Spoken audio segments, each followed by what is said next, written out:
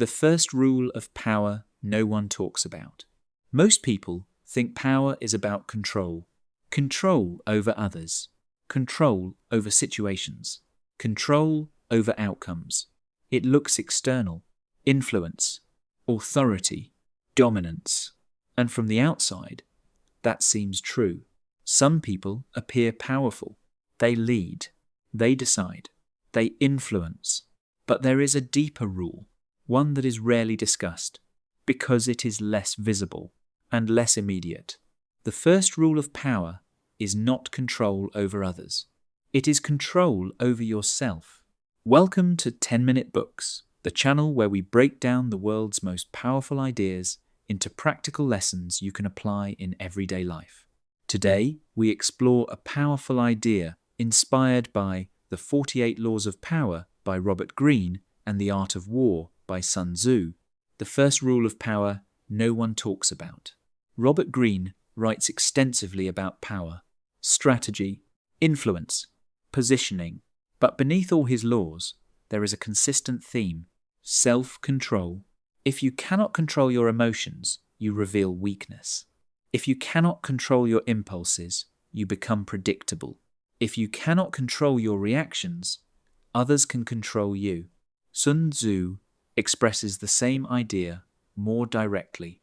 He says that knowing yourself is as important as knowing your opponent, because without self-knowledge, strategy fails. You may understand others, but if you cannot manage your own responses, that understanding is useless. The first principle is emotional control. Emotion is not the problem. Uncontrolled emotion is. Anger reveals intention. Fear reveals hesitation.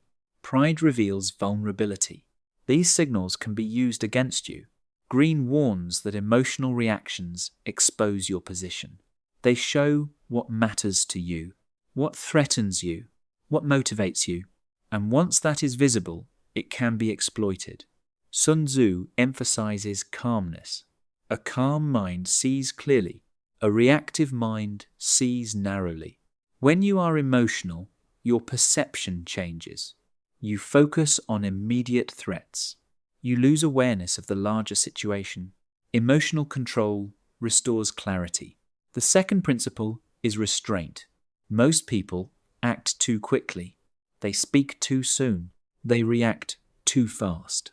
They reveal too much. Power requires delay, the ability to pause, to think, to choose.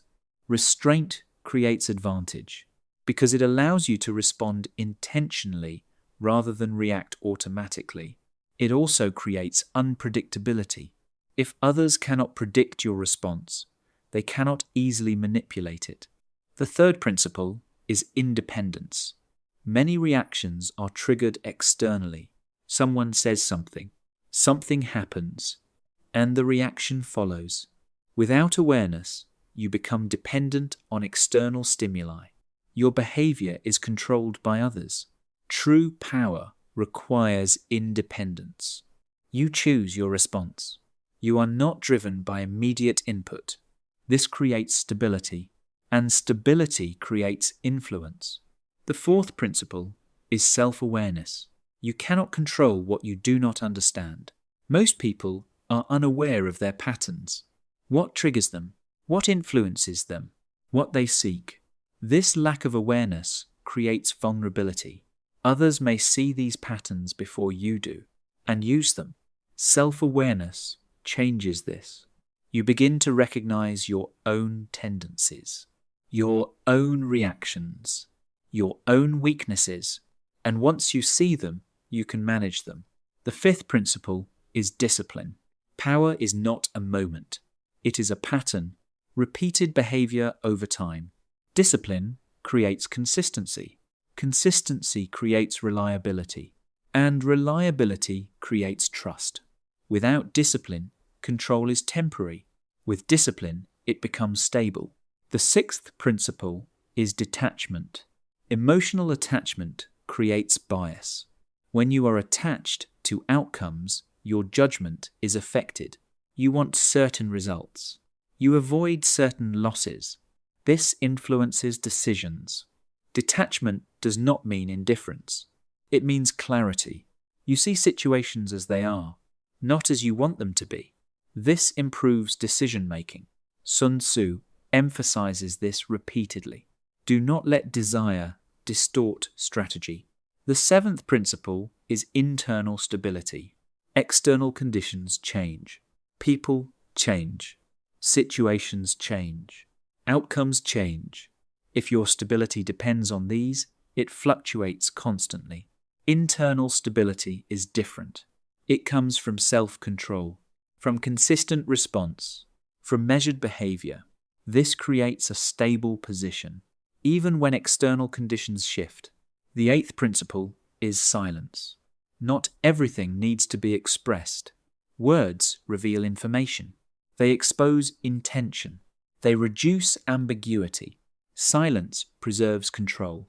It allows you to observe, to gather information, to maintain position. Greene emphasizes speaking less than necessary, because what is not said cannot be used against you. The ninth principle is patience. Power is often about timing, waiting for the right moment, not forcing action, not reacting prematurely.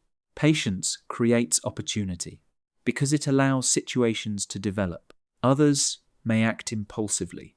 They reveal information. They create openings. Patience allows you to use these. The 10th principle is alignment. Your actions must align with your intentions. Without alignment, behavior becomes inconsistent. Inconsistency reduces credibility. Alignment creates clarity. Others understand your position.